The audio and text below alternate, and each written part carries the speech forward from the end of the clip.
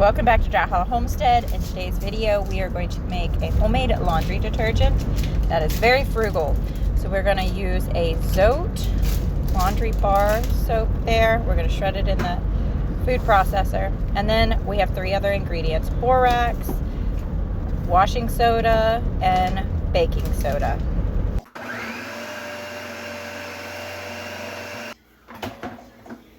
Okay, so for this laundry detergent, we're warming up in this small stock pot just some water. We just want to dissolve our bar of soap that we have grated up.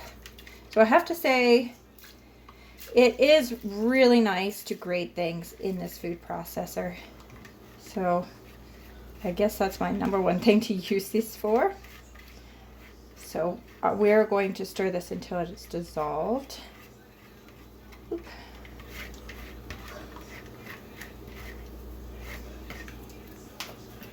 I really don't want a bunch left in here because soap is hard to come out, you know?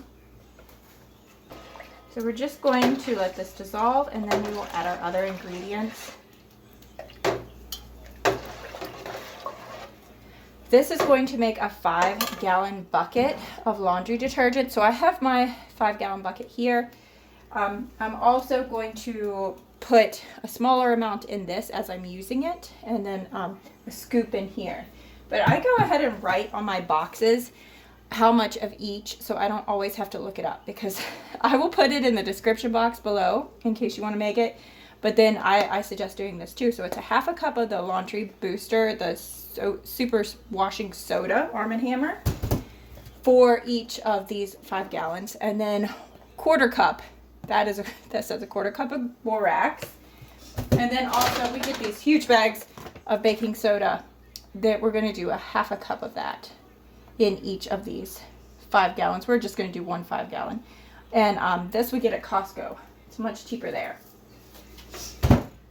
You could also add some some essential oils. And I do that sometimes. I don't really love warming my essential oils up. So I tend to do that if I have a batch of clothes that I'm like, ooh, something smells off. I will just sprinkle tea tree oil in with my laundry detergent as I'm sticking it in my washing machine. So we're gonna melt this down, and then we will add our other ingredients.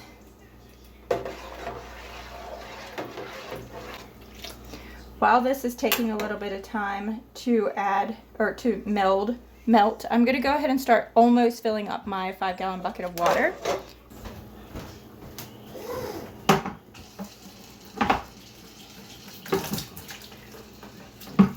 And this is not going to be ready until tomorrow, so I'm going to go ahead and get this started, and it's going to set overnight and gel before we actually use it in our laundry tomorrow. I'm going to add the baking soda. Oop, and don't splash it. This is a 1/2 cup measuring, so I do like half of that, so a 1/4 cup. And this is also a 1/2 cup of the washing soda. Okay, we're going to mix that together, and it will begin to gel. Once it begins to gel, we will add it to our big bucket full of water and let it sit overnight. Oh, it's already starting to gel.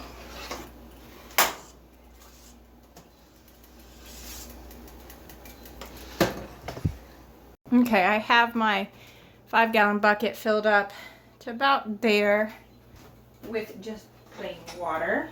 I'm going to go ahead and pour in now our soap concentrate here. It's a little warm, and it is already filled up really nicely. We are going to pour this in, hoping that my guesstimation of amounts was good. Yes, okay. And then we are going to, as much as you can, go down all the way to the bottom with this stick, but don't worry, I have bigger ones.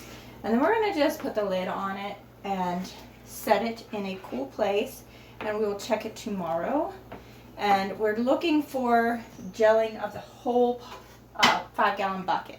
And then we will know it's done. So I hope I didn't overflow this. Yep, I did. Okay. But don't put that much water in it. A little less, maybe down below the rim, depending on how much solution you have, concentrate. So I'm going to put this in a cool area and let it sit overnight. Okay, it is the next day. Well, I'm so talented at this one-handed.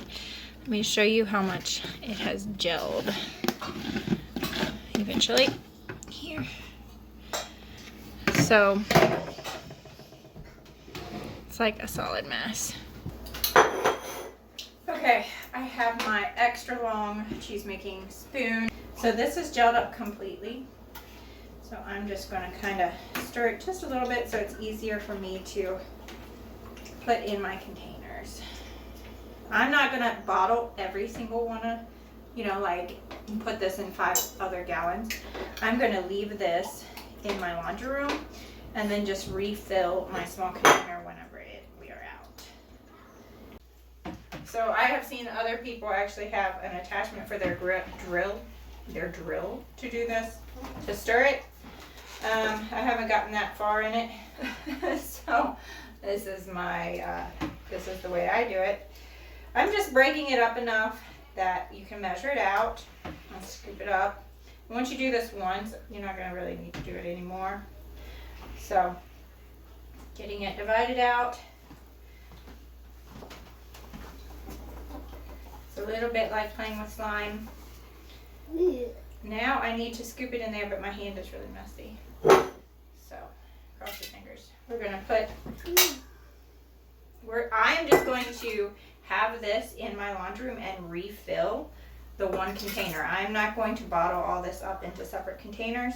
I'll just keep this in the bucket, and as that gets used up, I will refill it.